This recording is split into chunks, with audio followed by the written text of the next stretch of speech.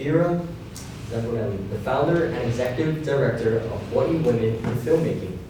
Dr. Vera Zambonelli is an Emmy TV award-winning filmmaking educator and researcher based in Hawaii. She founded Hawaii Women in Filmmaking in 2011 to promote the gender equality in the film industry and launch initiatives like the Wahine in Film Lab and Making Media That Matters, providing support for thousands of women and genderqueer individuals in Hawaii. With funding in part from the National Endowment for the Arts, Geobode Foundation, Advancing Girls Fund at Tides Foundation, and Hawaii People Fund. Vera produces and co-directs Real Wahine and Hawaii series and teaches at the University of Hawaii West Oahu Academy for Creative Media. She is part of the Indie Media Arts Group Advisory Committee, a member of Creative Resurgence Collective, and has recently spearheaded the Hawaii Film and Media Arts Coalition.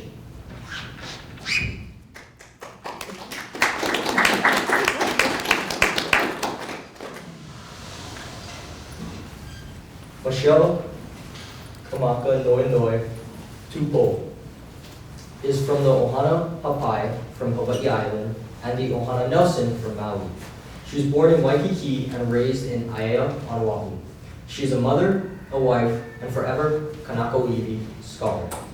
As Hawaii Studies instructor and director of WCC's Ike Kaiaulu Committee Engagement Program, her passions keep her involved in the NHPI Committee and empowering Native voices in Indigenous arts, literature, and film. Noi has taught in higher educations for 25 years. Her University of Hawaii Master degree in Pacific Island Studies is entitled Pacific Voices Through Film, in which she speaks of film as a powerful tool in merging oral and written traditions. Noi did a doctoral work at the University of Auckland in the early 1990s, at the time of emerging contemporary Maui and Pacific Island literature and filmmaking committee, where she was able to continue her passions work in the role of study found within the belly of Oceania.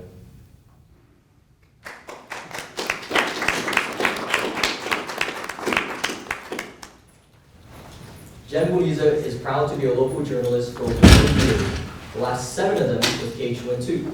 Jenn began her career in 2004 with Oceanic Time Warner Cable as a live sideline sports reporter and host.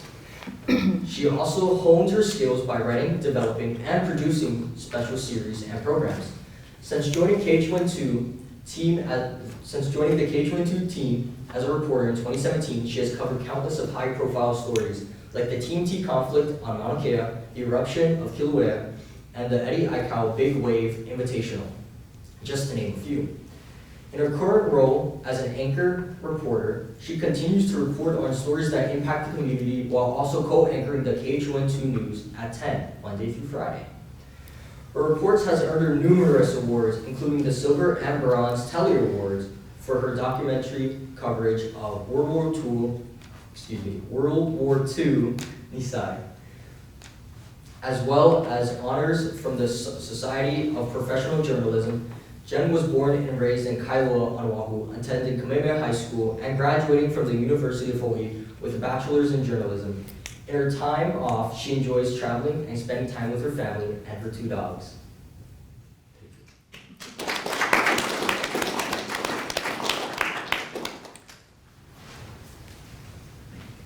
I wasn't going to say anything, Reagan, but I thought you would say she enjoys spending time with her son. That wasn't included, so I don't know. You may need to talk to her about. Okay, so I think it would be good if we begin by hearing your journey. We'll start with Vera, and your journey to where you are now and what you feel is important to explain about your story, and then we'll move on to Noi and then to Jenn. 5 minutes. Aloha, welcome everyone. Thank you, Kathleen, for the invitation and the opportunity to speak alongside Noe and Jenn. As I was hearing the bio that I shared, it's always interesting how you introduce yourselves, right? You may have had this exercise, give us a short bio, 72 words, no more than that. And so you have to be very selective in what you say. And there are so many more things that actually do not make the cut of that short bio. So you heard that I'm an educator, so I teach at West Oahu Academy of Creative Media. I've been called a doctor because actually I completed my PhD in urban regional planning at UH Manoa. But also I'm a filmmaker, and film has become for me the way to bring all my interest in my social justice activism all together. Hawaii Women in Filmmaking was founded in 2011 because I was very angry. And I'm sharing that with you because, and I share this also with the youth that I work with, or actually with everybody. Sometimes you're presented with two choices. You see something that works really well, and you want to see more of that, right? And so you can dedicate your time and energy to make sure you support what's working, right? But sometimes you see something that is not working really well. And that's the opportunity for you either to accept as it is, but I feel like if you're here as a learner, as a college student, you want to do something about it, right?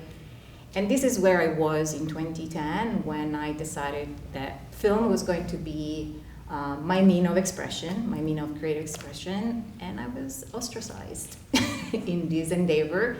And I believe because of my gender. I feel that there was not much investment in me as a filmmaker because I was as a woman.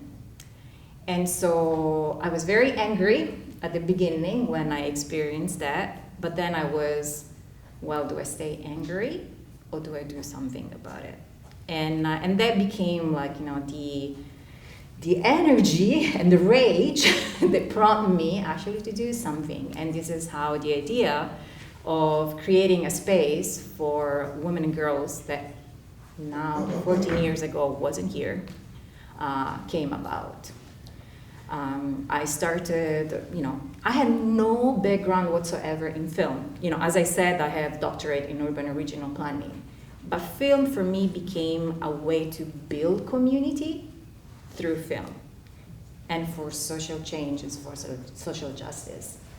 And so Hawaii Women in Filmmaking became a school film, my films, literally. And it's funny because I have all kinds of degrees, but none in film, but I'm teaching film, So that's also kind of like one of those things, like, be always open and never stop learning. And the idea, it's really ultimately to make sure that people like myself, or whoever is interested in telling their story through film, as a space, as a time, as a community, and the support to make sure that those stories are told. Organizations like ours, there are several on the continent, international, but at the time there was none here because I did my homework. I wasn't just like, oh, I'm going to create an organization, and then actually someone else was doing the work, right? So what I did, we started with gatherings, and then we added our youth programs, and then community screening, and fast forward to 2024, we have produced 24 short films, Real Beginning of Hawaii, that you saw. We offer production services, so actually people that go through our youth programs are hired to make films. We offer internship, we offer lab. We are small and yet mighty. And I think I can stop here, just kind of like giving, you never know. Just be like water. I'm not originally in saying that, but sometimes, there's some goofball that comes your way, but then see like where are you grounded, and what you can do about either to support what's working or to change what's not. That's me. Hi. Wow. Okay. my journey to teaching here at Windward Community College. I currently teach Hawaiian Studies, Hawaiian and Pacific Studies. We're still trying to build the Pacific Studies program here. I do have a Hawaiian Studies class called Hawaiian and Indigenous Film and Literature, which is being run next semester, fully online. That's my passion. And how I got to this spot started when I guess it started when I was getting my bachelor's degree at UH Manoa. And I'm, like you, trying to figure out what is my major. And that was in the 90s. And if you've read history books, because now that's probably before you were born, some of you, maybe, I don't know. It was kind of a volatile time. And being a native Hawaiian looking like me and wanting to teach Hawaiian studies or Pacific studies, it was kind of a scary time. So I felt like I kind of went, okay, I'm going to go into Hawaiian studies, maybe not, I'll go over here. So I went into Pacific studies, and that was exactly what I wanted to do. And then I had to figure out what my master's thesis was going to be about. And I wanted us to tell our own stories. I was tired of Hollywood coming to Hawaii and painting white actors that they brought to Hawaii brown, literally. I didn't think that was appropriate. These are our stories as Hawaiians, and that needed to change. So I needed to figure out, where are they doing that? And New Zealand was the place that they were doing that. So I decided, okay, I'm gonna go do my research down in New Zealand. And there was a series called the Tala Pacifica series, which was 6 10-minute short films made 99.9% by Pacific Islanders. And they made a call out to the Pacific Island community, and they said, give us your stories. And then they narrowed that down to 12, and then they narrowed those down to 6. And those 6 10-minute short films were made with people in the industry kind of coaching.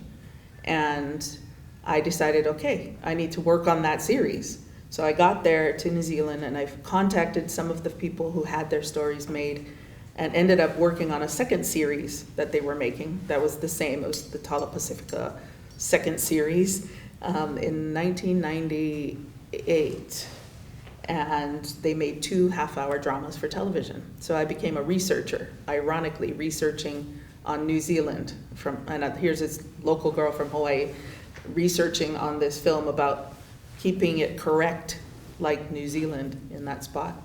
And ended up meeting my husband there, who was one of the actors in the first series, and I did not stalk him, I promise. I did say to my mom, go get that little VHS tape, put it in, and it's the guy with the line that says, better than you, Juju Lips, and look for that guy. And that's the guy that I'm dating, and then ended up marrying. Anyway, then I came back, and of course, film is still my passion. And I thought, okay, I'm gonna work in community college. And there was not much interest in Pacific Island film at the time. No one knew what I was talking about. People are interested now in getting my master's thesis out of the library. I think the number of people that have read it has probably been the most in the last 5-10 years. But back then, it was kind of a novelty.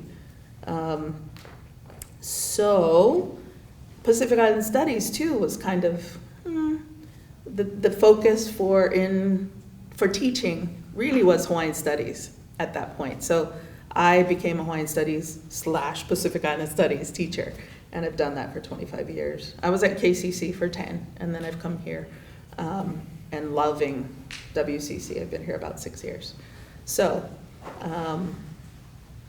my husband's a filmmaker, and so now he always says, you're not a filmmaker. I said, I never was a filmmaker. I was a theorizer about telling stories through film. You're the filmmaker. So it's been kind of fun to watch his progression from one of the actors in one of the Tala Pacifica short films from New Zealand to now a filmmaker behind the camera and in front of the camera. So that's kind of my story. Mahalo. You're like, oh, so I know, that's my story. Okay. My name's Jenn Boneza. If you guys watch KHON, you might see me. I report, and I'm an anchor at 10 o'clock news. Been around quite a long time, worked for OC16, still host a couple of shows there. But how I got to this point, like them, it wasn't exactly what I started out to do, I think. I'm sure all of you are still trying to figure out, like Noy said, what am I gonna be when I grow up? Well, I asked that question after I got pregnant in my late 20s. I had been a performer, a dancer, actor, and I was like, uh-oh, I'm gonna have a baby. This isn't a very, I don't know, it's hard to be a performer and actor and raise children, and I knew that, and I wanted to do something. So I went back to school. I came here to Windward, and my mom was like, be a nurse. And I'm like, I'd make a horrible nurse. I have no patience and I don't like needles. That's not what I want to do. I can make a lot of money, but it wasn't something that I cared about or wanted to do. I knew it wasn't my calling. I loved writing. I had no problem talking to people. I was nosy, liked asking a lot of questions, good at finding information. And initially I was like, actually I'll go into business. That sounds smart. That sounds logical. It sounds useful. And after one semester with, math and all of that, I was like, this stinks. I do not want to go into business. Forget that. And then there was a professor here, Libby Young, at the time, and she was teaching journalism. And I was like, I love writing. I'm nosy, looking at all the things about me that I'm being honest with. And I'm like, I'm going to take a journalism class. And I immediately was like, this is what I got to do. I love this. And it makes me so sad that you guys don't have journalism here anymore. Because if that wasn't here when I was going here, I might not be where I am today. So that makes me very sad. And I hope they bring it back for you as an opportunity for you to expand, or rethink things. So I took Libby's class and ended up getting a job right out of the gate, just kind of lucked out at Oceanic. They were offering a position for me to be a reporter, and I hadn't had a degree yet. So I kind of learned on the job, how do you write a story? How do you make it work? How does the microphone work? Right out of the gate. I just got thrown into it. And then I had an opportunity to do live sports.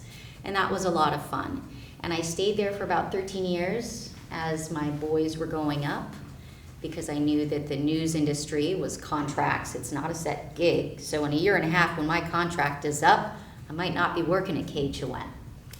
It's not something that's permanent like a regular job. News can be volatile, and it can leave you flat without work. So I stayed at Oceanic for a very long time, so that I would have that consistency and 9 to 5 or set hours.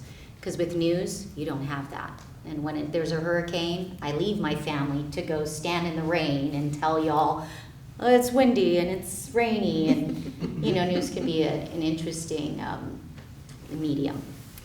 But that's really how I got into it. And one funny thing, as far as me being a female in the industry, is when I first told my counselor here that I wanted to switch and focus on journalism, he told me that's a bad idea.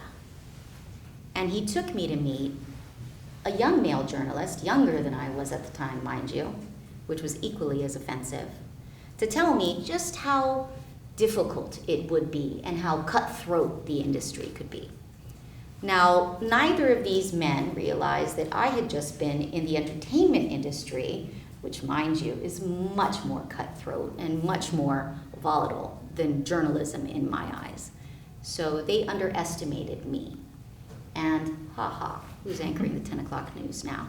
You know what I mean? So don't ever listen to anybody that ever tells you that that's too hard, or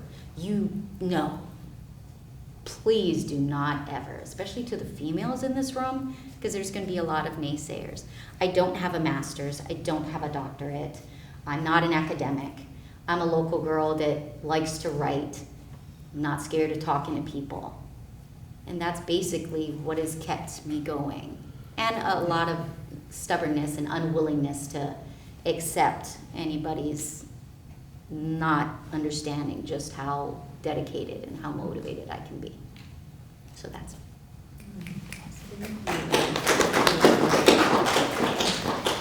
Wow. I Yeah. know. I'm like- Each of them, just really amazing. To start off, are there any sort of initial questions, just from what you heard in the introductions? We don't bite, I swear. Yeah. You can ask us any Yeah. questions. That's what we're here What for. questions do you have? I'm sure you do have questions. Go ahead. Hi, did any of one of you have any like role models and mentors that pushed you through everyone's facing and like motivated you to come to what you want to do? I definitely did. Libby Young, who was my professor here, she was an amazing support system. She was so good and so intelligent. And even after I left Windward, I called Libby a couple times and was like, oh, I'm thinking of doing this. What are your suggestions? And she was always willing to talk to me and always willing to help. So yeah, she was. And then even now, like, I'm a bit older than you guys, but she still does some specials for us. Pamela Young, she still works with KHON. She's been around forever. She's been a really good resource. But for anybody in media, like, we're just like you guys. It's very easy to get a hold, I think, of all of us. We have email addresses, and you know, anytime anybody has any questions, usually you'd be surprised at how willing somebody that, you know, is on TV or whatever will be to help you and give you advice. But those are the two that I think really helped me. I think for me, a woman in New Zealand, her name is Mera Tamita, inspired me in a lot of ways because she was such a strong woman. She was an actor. She was somebody who handed people, mostly youth, cameras and said, go film. And she inspires me because she was an indigenous woman. She's a Maori woman from New Zealand, and her strength was just so huge. I also, initially, when I got to New Zealand, contacted Justine C. May Barton, she was in Pacific Theater in New Zealand, and she would take young people and tour around to tell our stories. And she wasn't telling the story. She would gather many Pacific Islanders to tell their stories. So I'm very much somebody that wants to empower, and both of those women empowered others. I'm not the one in front of the camera at all. In fact, more than likely, I will be the one researching something way behind the camera, not even near the camera, but definitely those two women empowered other people. And so that's kind of been my mantra in my teaching, is I want to empower others. So they did that. Yeah. For me, it's different people at different times, depending on where I was and what I was doing at the time. But one person that really showed me how to be a facilitator in leadership position was my boss, Mainette Benham. I was working as a GA for her at Hawaiian Nuakea, at UH Manoa. And really she inspired me to, you know, how do you say this? Like, you know, how she organized the event, making sure that everybody was fed. But also, you know, it was a group of GA at the time, and the type of pilina that kind of the space they created for us, there was no competition among GA, and I'm pointing to that because that was not necessarily what I experienced before. And so in the way she leads, it was a way for me to say, oh, I want to be that. And my mentor is also the youth that I work with, because you know, it's always like, I always feel like it's always interesting to see how other people would do things and kind of learning from each other. So it's not really like, Yeah, it's mentorship in terms of like by observations or how other people do that. But in terms of names, Mainette Benham would be another one, as well as my advisor. But I feel like so many different people kind of like help me figure things out as we go, and in community. So that would be, maybe the community is my mentor, let's put it that way. Okay, I'm not committal, I cannot just point one person. Yeah. Thank you. Sure. Could you let them know what a GA is? Graduate assistant. So when you do graduate school, that's a way for having tuitions and a stipend. And she hired me just like on the base of, I'm not from here, but I had some skills, and she really invested on me and kept me on as long as I could. And that's also what I do with the people that I hire. I'm not hiring you just once. If I'm hiring you, it's because, it's the beginning of a relationship that is going to go on. So that's what GA, graduate assistant, so that saved my life, literally, to be able to do grad school. Yeah. So I have a question, and some of you alluded to this maybe indirectly in your introductions. I'm wondering what challenges that you may have encountered along the way in telling your stories, like related to funding or just general support or representation, policies.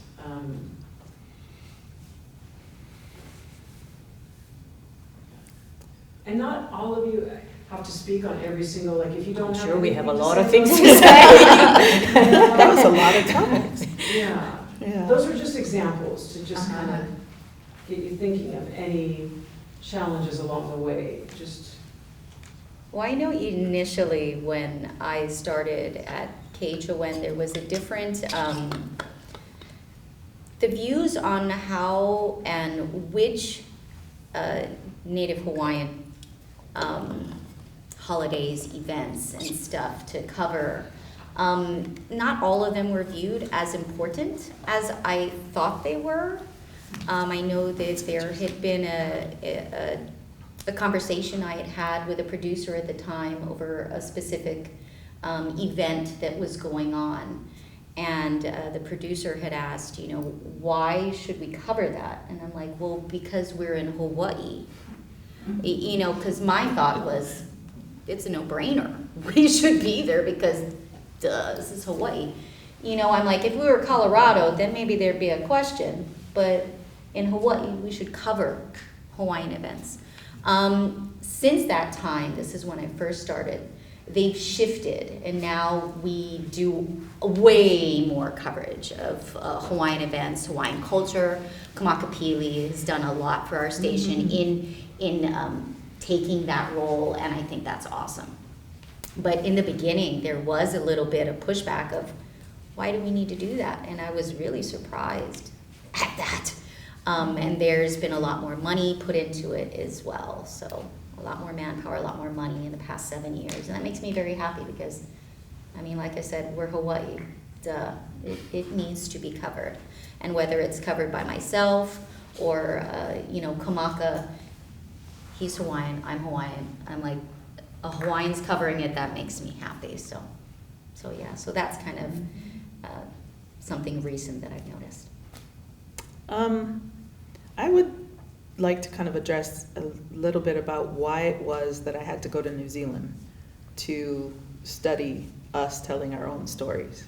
Because why wouldn't I just stay home and talk about how Hawaiians are telling their own stories? And that's because we weren't here. We had kind of dabbled in the 90s in making documentaries. And I kind of thought, well, documentaries are great, but they're usually very, and I'm not a filmmaker, I'm a theorist about film. They seem to just go, okay, so this happened, this happened, this happened, this hasn't happened, great. But what I was interested in is, if I was given a camera, what story would I tell? And it'd probably be about somebody in my family, right? Because that's what we do. As Hawaiians, we're like, oh, my grandma, She was amazing. She used to do this and this and this. So that's a different thing than a documentary. So where in the world were indigenous people of the land telling stories? And I was specifically looking at dramatic pieces, narrative pieces. And it was New Zealand. So yeah, it just wasn't happening here. And why is that?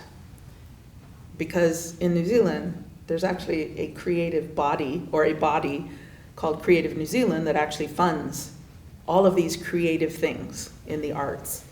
And that's why it was happening in New Zealand. And it's still, we're so much better than we were in the 90s, the late 90s, because we have things like Ohina Festival, we have Academy of Creative Media, we've got the Hawaii International Film Festival, we've got training programs all over, and Vera, with even younger, I'm thinking college, younger students, younger girls that are really kind of pushing more and more filmmaking now, and that just didn't exist back then. So for me, it fresh, and then I married a guy from New Zealand, so he gets here and he goes, hello, what's going on? Where's the funding? And he's still struggling with that. 25 years of marriage, and he's still struggling. Why can't I just tell a story with a film? Why can't there be more funding just for the independent filmmaker that doesn't necessarily want to go through the whole, spectrum of education in the Western education system? Why can't I just pick up a camera? And he has.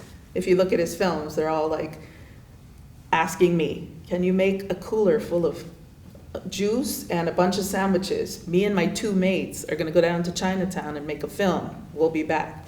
He has one called One Night, and he literally did it in one night. I remember the film. Yeah, it frustrates him. So I would be upset, or I am still upset, that funding just doesn't take place here. Mm. Do you have anything to add?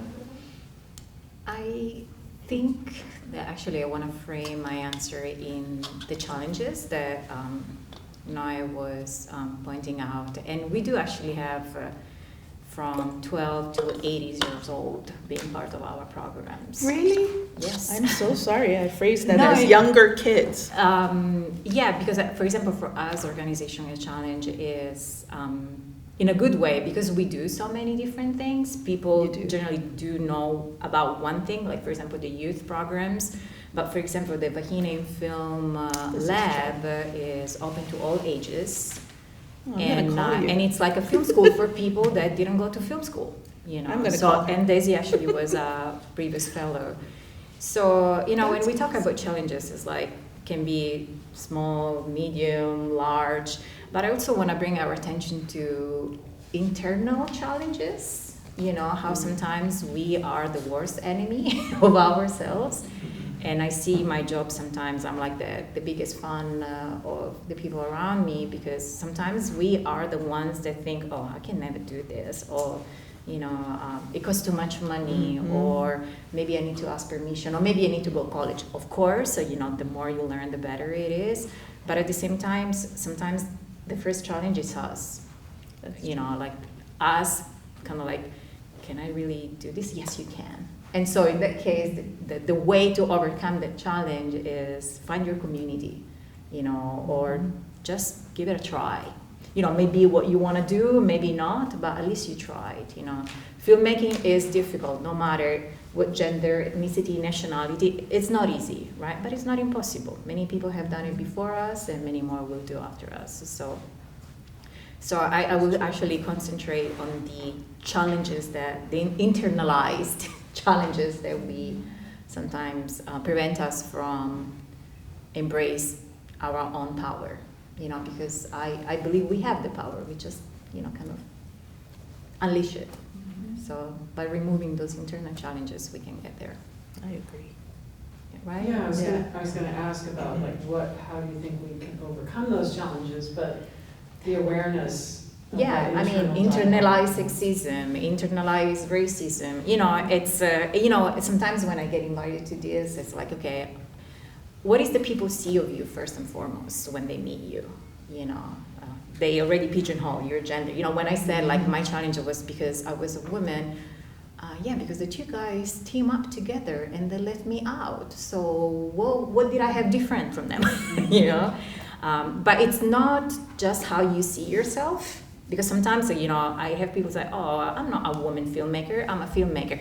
Fine, but that's not necessarily how people see you, you know? And so it's this tension and negotiations between how you see yourself, but also how people see you. And this also goes back to the films that we screen. They inform also your understanding of people besides you, so that you don't have just one main single story, but you actually, you know, you can be anything, you know, literally. And because there are this and this and this person that did that, it's their story. But yeah, I can keep going, but I don't want to take all the time. That kind of nicely flows into empowerment, because by doing the work that you do, and you, both of us, all of us. All of us.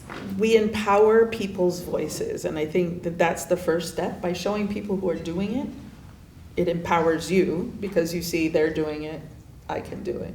And I kind of see, you know how I talked about how the documentaries were kind of where we were at in the 90s, and then I kind of see that as a transition. Well, let's talk about all the people that are doing what we want to do and show them up on screen, like you're doing with the film that you showed the other day, or through the news, seeing Hawaiians showing Hawaiian stories.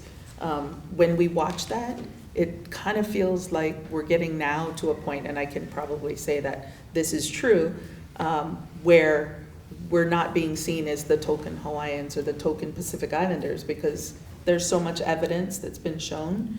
The Hawaii International Film Festival, I don't know if you've heard about that film festival, but they just became the entity that can officially nominate for the Oscars, and for Native Hawaiian Pacific Islander section, which I thought, well, why did it just have to be the section? I mean, it's wonderful that we now can, the film festival can nominate for that category, but we need to make it just kind of like what you're saying at the beginning. We don't need a women's month or a Hawaiian month.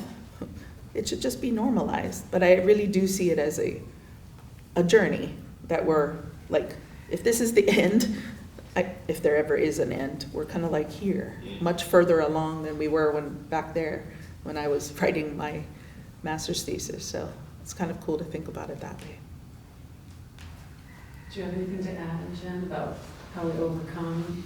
It sounds like when you were talking, you were saying there is more coverage of Hawaiian stories by Hawaiian people, and I mean, yeah, there definitely is, as far as overcoming some of the, I guess, opinions or Marginalization? Yeah. Yeah, I don't think I have any more to add on that particular topic right now. Yeah. I think there is a question. Okay, great. Since we're currently on the topic of representation, in general, what ways do you think media can increase diversity in underrepresented genders? I think this is a very exciting time to be in. I mean, more or less. I mean, there are always like one step forward, two steps, behind and things. But I would pay attention, for example, to the diversity of stories that now we see actually on TV in terms of like TV series. Like there are like so much interesting stuff, because TV production, different from film production, is much cheaper. It's still expensive, but relatively cheaper. Think about how many Spider-Man have you seen so far? Because investors keep investing in films that gonna, bring the audience for sure. But TV is actually where you can take more risk and more challenges.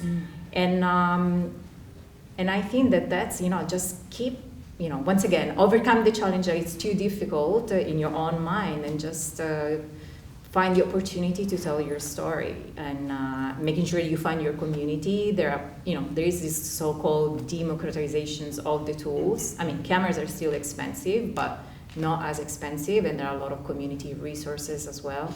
But I think it's our responsibility actually to take the lead on making sure that our stories are told and not waiting for someone else to do it. That's actually, I was at Sundance recently, and one of the filmmakers was like, I had this idea. I thought that this film would have been great, and I was waiting for someone else, a director, to do it. And I'm like, well, I'm going to be the director. So if you have great stories and you think it's a great story, just work on it. Because that is like all these drops and makes the ocean, so that we actually have representation in those stories. I mean, I don't want to be too naive, because there is still, you need to make money, you need to be paid, you need to pay people to do the work.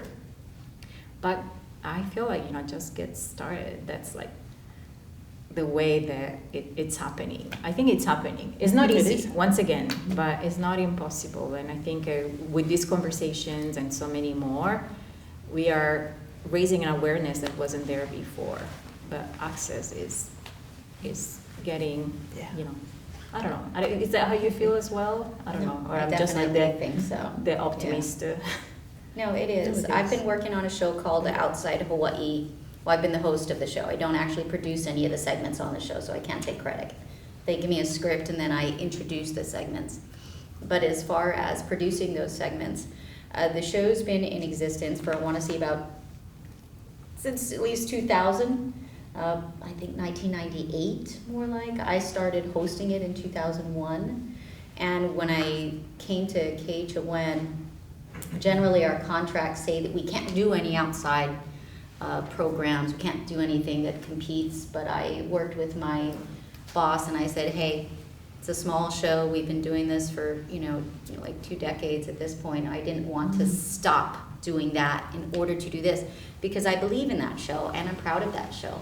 And it features Native Hawaiian culture, it features Maori culture, it features, you know what I mean, outside Hawaii. It's basically, talks about environmental issues and all of that. So it has a wide range of things that we cover. But in the beginning, there really weren't that many shows that were covering this kind of content. And it is much different now. There are a lot more things on the, I say main channels right now, but there's like a gazillion channels and all kinds of streamy stuff. But there's a lot more content out there. So I think it's come a long way as far as covering Native Hawaiian issues, environmental issues, and all of that. But funding for it, that's still tough. I mean, I know the producers of the show don't make a lot of money. They do it because they love it. So that's one thing. If you're getting into the media, I don't think a lot of people realize that you probably aren't going to be rich. You're probably going to struggle a lot of the time. You might be able to make a living, but yeah, it's not one of those things where you're like, I'm going to be a millionaire. You got to really love what you do.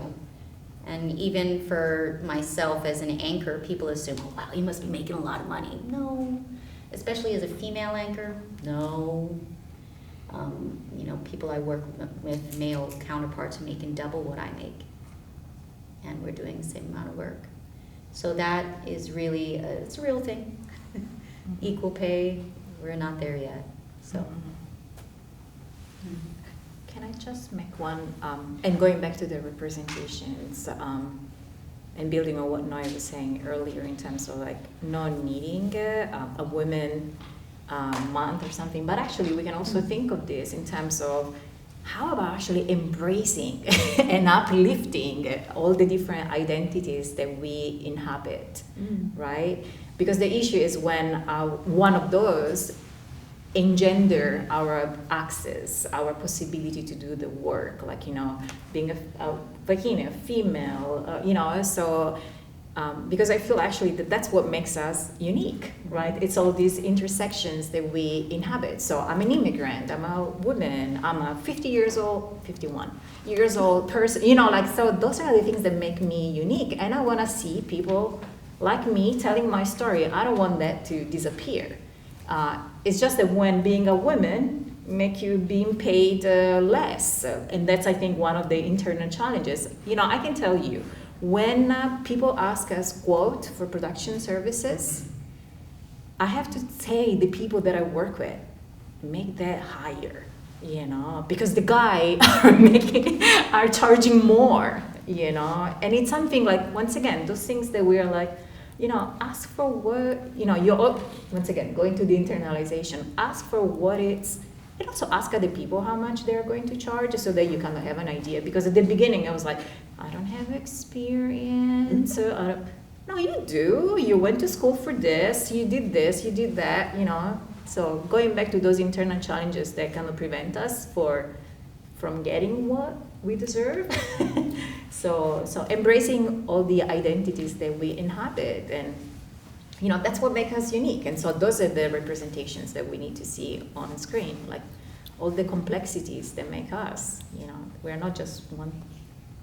I don't know. That was so well said. Mm-hmm.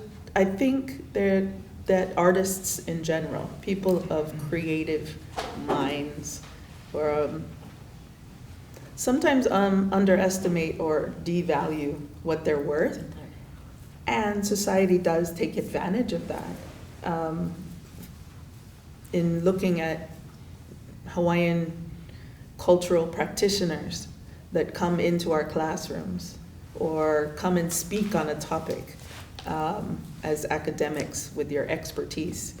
Many times we're asked to do things and we don't pay our people who come in with knowledge. And that is slowly changing. I know for my husband, I shouldn't talk about my husband, in some artists, that some artists get to a point where they're like, no, I'm not gonna go and speak on this topic, or I'm not gonna go and teach lauhala bracelet making. I'm not gonna go and do this particular event because I now charge. I have to stay, I'm not gonna do it unless I'm getting paid. I know that that's kind of a mean stance to take, but I think if we don't start, then we're not going to be furthering ourselves as whatever our ethnic or creative identity or position or role, we're not going to push that further. And we need to just stand up and say, this is what I'm worth and this is what I expect. And you should do that. So I totally agree with that. Yeah. I don't know, easier said than done. I know, just make a stand. And then if they say no, you just have to be willing to walk away. Yeah, which sometimes is hard when you're only being asked, 3 times a year to do something. You're like, oh, but. It's so interesting because there's a lot of research that shows, first of all, the pay inequity. It's interesting to hear you say that, Jen, and it's just so deflating. It is. And sometimes we don't know and we're not aware of it, and part of that might be because we're discouraged to talk about how much we make. Mm. So we don't really know, there's not an awareness of what each other makes, so we don't know. But the research showing that women are much less likely to ask for pay raises or promotions. And so that being one of the reasons. And then a very basic reason of, sort of in sociology we call it the gender belief system. This belief that women's role primarily should be in the home, like they're better suited to be wives and mothers, and we think of men as sort of the breadwinner, and that seems like a sort of archaic understanding of people, but it carries over. It's very deep and ingrained in some people who are making those decisions. And so you may be a great person as a boss and someone who's deciding who gets paid what, but you're raised in a culture that has this belief about men and women, and that informs your decision in terms of what to pay who. So it's really interesting to sort of hear it in real time. Yeah, I get you. Do you think that culture has changed, like when it comes to like the views of men and women within career roles, like since you started your journeys, like through film and like everything that you do? Do I think the perspective of Yeah. how people view men and women in our particular roles have changed? And then like even with payments and stuff like that, like pay based upon gender, like has that culture changed at all? I kind of feel like it goes up and down, almost. I mean, I was honestly making more money at Oceanic I took a pay cut to work at KHON because I wanted to do the news. And my kids were old enough that I was willing to sacrifice that at-home time. You know, they were teenagers. I wasn't gonna miss the fun camping trips and, you know, those milestones. And that was important to me as a mom. And in that other position, my boss was a mother and she had children. So I think part of it, the perspective of the person that is your boss is going to make a big difference on you specifically. So the woman who was the director at Oceanic at the time, Mitzi Lejano, she was also a huge support. She's since retired, and she retired about the time that I decided to leave. And yes, there's a reason for that. The shift of management and the new buyout of the company was creating an atmosphere that I no longer wanted to be in, even though I knew I could have made more money, and I'd probably be making 6 figures now had I stayed at Oceanic. It's a matter of, I think, gauging, do you want to be happy or do you want to make more money? And I wanted to do something. I wanted to do the news. I thought KHON, I've always wanted to. As soon as I decided to be a journalist, I wanted KHON. Like even when I was Oceanic, that was my goal. You know, so I had this opportunity, and it was going to come with a pay cut. And a different set of challenges, but I was willing to make that. And so now I just recently got up to what I was making at Oceanic when I left 7 years ago. So it's tough. And I have female bosses at my current job, and I have female bosses at my old job, but their way of managing and handling the talent is very, very different. So it's changed in some ways, but not so much. It really depends on the individual above you. That can be good and bad. I don't know, I can answer that on adding the creative identity. So I'm asked often, I have this film idea, I want to make this movie. Maybe your girls, first of all, I don't own the girls that go through my programs. And I understand that's with a lot of good intention. You know, you have a film idea, you want to make this. So at the beginning, I get like, and then, Vera, calm down. And then I see this as an educational opportunity to let people know the film is not for free. You know, to make a short film, even a couple of minutes, it's a lot of work. And everybody needs to be compensated. So that's my mission in terms of like, you know, everybody gets paid as much as we can, because it's also, I see this as an opportunity for me to educate the person that are trying to get your creative work out of you.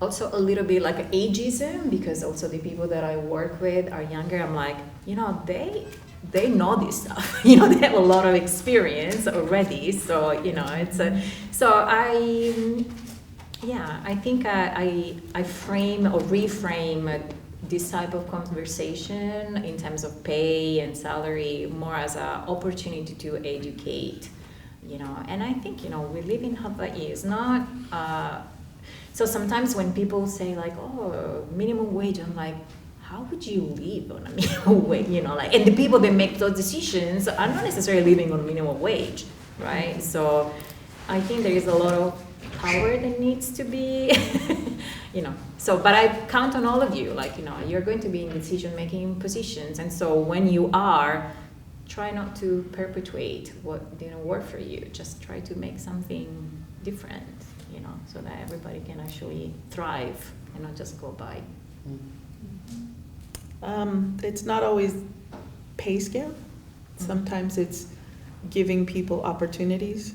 I will give this woman this male an opportunity, but not the female. Or this Native Hawaiian that looks Native Hawaiian, have this opportunity. Or promotions.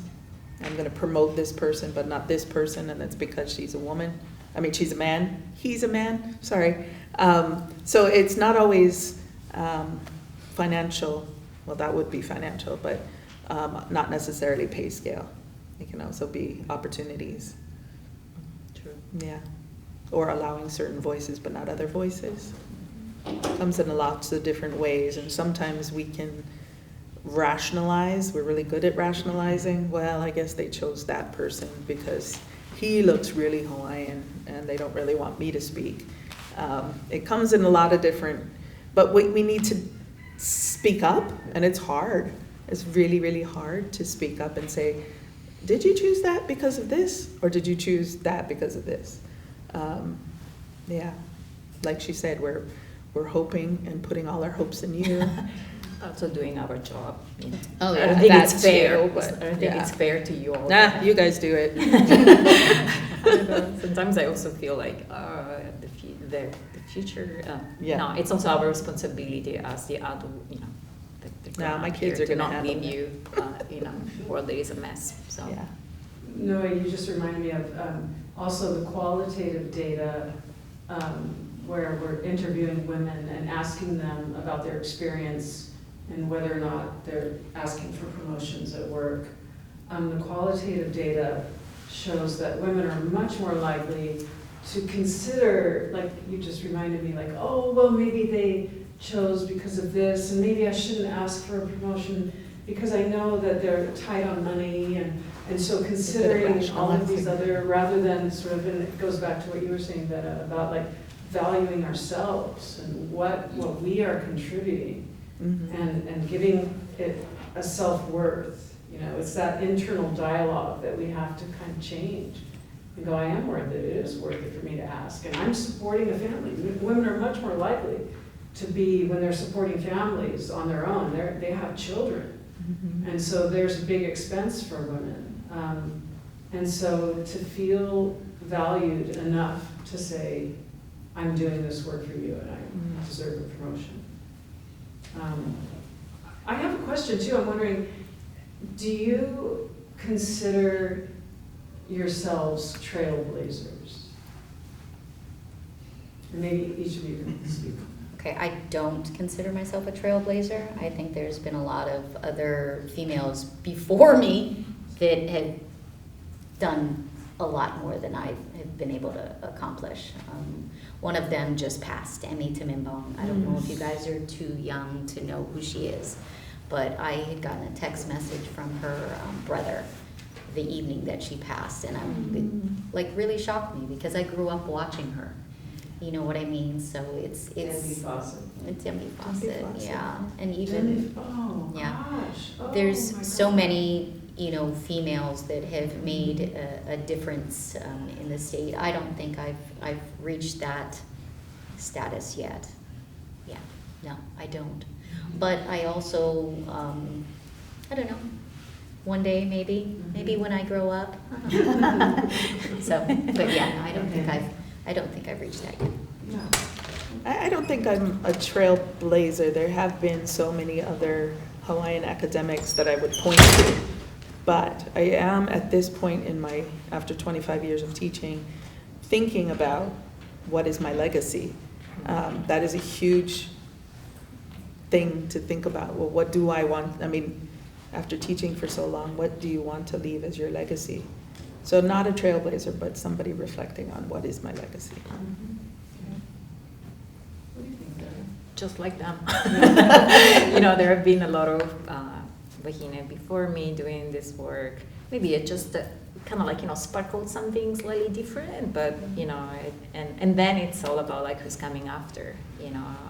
I'm already thinking about transitional planning for the organization. I don't want to do this work forever.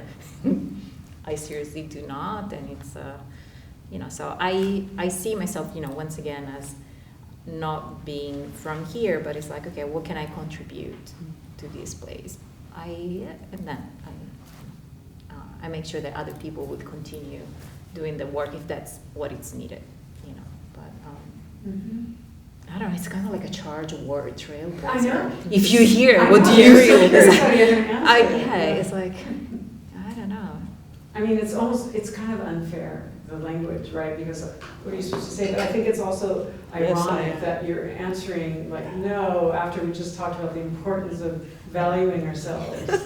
Because we understand that you know, it's not like the ego, like, you know, I am the Superman of the situation. No, it's like, you know, because people before us and we are like contributing, and then people after us, you know, nothing happens in a vacuum, you know, nothing, you know, even think about your own journey, you know, maybe you had an aunt who went to college, or your family support, you know, it's like, there is no such a thing as, I did it all. No, I did, you know, even when Hawaii went filmmaking, it was just an idea. It was because I had teachers that I brainstormed with. It's like, do you think it's something that could happen? They were yes. Leanne Ferrer, who you saw the daughter speaking, it was like, you know, so it's like, it's this pilina. It's the pilina that make everything possible. It's not, yeah, you may be like in that moment, kind of like the spark, but you know, it's not just in a vacuum. It does not happen. So probably the trailblazer kind of us is like, Because like you're by yourself. You by yourself doing it all. I mean, there is a lot of work. I mean, let's not deny it, but you're not doing it by yourself and not alone. And there are a lot of people that you work with to make it happen. And probably all the women that you folks talked about who have been sort of mentors to you, they probably would answer the same. Like, I'm not doing it alone, I'm doing it with other people, and so the people after you can look up to you and you become their mentors, but you are acknowledging, so all of us, it's really sort of blazing the trail sort of together. Furthering it, maybe? Furthering it. Yeah, furthering it. Sounds better than being at the front, like, da-da-da-da. Yeah. Yeah. I mean, I have questions, but you folks, yeah. Just a success, like something that you, it doesn't have to be like, I won the Emmy, but something that you felt like, ooh, yes, something important, a success that you felt. Well, for myself, when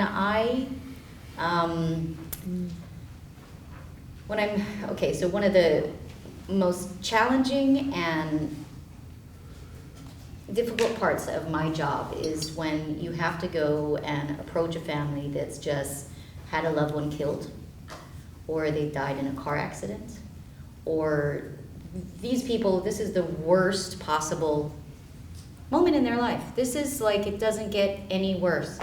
And then as a reporter, you still have to go up to them. That is your job, is to try to talk to this family, try to convince this family to talk to you, to trust you with their emotions and anything that they're willing to share to you. So when you are successful, because a lot of times you're not, and anytime a family that's been through a tragedy and lost a child or lost a loved one tells me no, I don't push, because I have respect for them and I am a human, and frankly, I wouldn't talk to me if that had just happened. So if they are willing to talk to me, I make sure that I handle that story. I'm very conscious of how I handle that story and how I approach it and how I interact with that family that day and then forever after that. So I consider it a success when that family reaches back out to me and says thank you. Or when I have a fellow reporter that's been in the industry a long time also tell me, you did a great job with that. That to me, I consider a success. That's getting a thank you or getting a good job by, like I said, someone that's been in the industry longer. I have absolutely the exact same story, almost. One time I was in line going into a concert, and a person, she was not my student, but a person started yelling to me, "Kumu noi, kumu noi," and I'm like looking around going, "Kumu noi, I'm at a concert." And so I walk over and she goes, "I still have the journal we did in class 10 years ago." And that was a success for me. That felt like, wow, I actually made impact. on a student's life. So I would say whenever a student, years later, or even one semester later, comes up and says, that was the best class I've ever taken. You can lie, it's okay. From me, they thought that I did a good job. That to me is success. Or even a colleague that says you did a really good job when you did X. Everybody likes to be appreciated, and that for me is success. And that's why we keep doing what we do.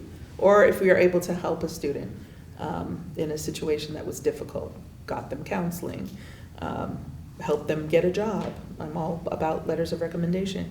So those are my successes. That's a difficult question too.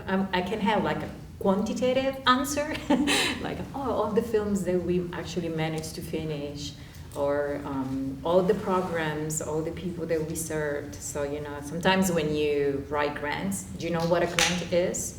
It's a proposal to ask for funding, right? And then they ask you, what are your achievements? And then you have to put these numbers.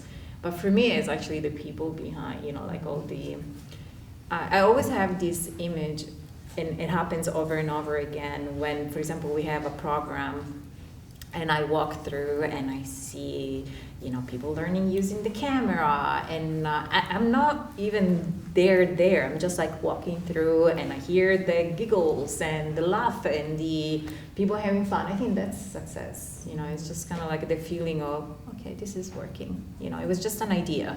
Or maybe that's actually the answer. It's like when an idea manifests itself, involve a lot of other people, and they're having fun and it's working. So then I can go sleep good. But I don't know, it's kind of like success, you know. It's really look yourself in the mirror and say, okay, you're doing It's good working. for now. Mm. Yeah. Non-committal again. I'm non-committal answer. I can't. It depends. So what is the future of storytelling for women and Native Hawaiian Pacific Islanders? What is the future? It's bright. It is bright. It's definitely bright, but I think that the internet has changed how stories are told. Mm-hmm. And in some ways, I think that's really scary. And in other ways, I think that's kind of cool. I mean, the speed in which information is out there and news is out there nowadays. I know most of you guys probably don't watch the news. You probably get your news by some sort of social media, which is totally, I think, normal for this day and age. And nothing to be ashamed about. But yeah, I think it just needs to, I don't know, take it all with a grain of salt, because the amount of, I can't tell you how many times I've been out reporting on a story and I've had somebody yell fake news at me. Ooh. And that is like, that kills me, because somebody started that term, or yeah, that's tough. And I've had people actually get in my face and be like, you guys are lying. And I'm like, whoa, dude, I'm trying to find out. It's like 4th of July. Okay, I'm doing like a light story today. What the heck? You know, so people, it's like it's kind of crazy, you know, to be a journalist nowadays. You have to be prepared for some unstable people to like come at you with all kinds of opinions. But back on topic. I think there's many positives, but then I also am afraid for the fake news thing, because that is, unfortunately, it is very real. So yeah. Yeah, I'm so glad you mentioned that, you know, because that's so important with everything happening. And, you know, I ask because I just think of like the current political climate, which we don't have to talk about, but, you know, I think that, and the technological changes, I think we have to be so mindful about who is telling the story and what story is being told, and how are the people being represented, and there are a lot of challenges, I think. So, but maybe it's like what you were saying, Beto, where it's forward and then it's a few steps back, right? Or no, I mean years. Just a real quick story on the positive note. Olelo Hawaii has jumped leaps and bounds with social media. And it's created a platform where people who are ashamed or scared to mispronounce Hawaiian language have been able to build their confidence. And some we know of stories of people who are completely fluent and they learn completely online. Of course, there's pros and cons about that as well, but I think if you're finding these resources on social media of Hawaiian or Pacific Island content, you still want to go and talk to people about which sites are most appropriate. And so in a way, storytelling is still happening, even though, because you've got to get the story about so-and-so that's talking and speaking Olelo, or my sister-in-law is a news reporter in Australia now, and I just sent her a message about all of the language of the month in New Zealand. Every month they have a Pacific Island language that they focus on that month, and so she was interested. She's from New Zealand, living in Australia, and I sent it to her, and she goes, I'm on it, sis. But I mean, sending information like that and perpetuating things that are important to you is huge. But don't stop the storytelling that gets you to those sites. Still talk to people about it. So the future is bright. Yeah. Thank you. Thank you, all of you. I'm just so grateful that you came, and it's just such an honor to have each of you here, and I appreciate everyone coming and asking your questions, and I know we're out of time. I just want to thank you so much. And, Thank you.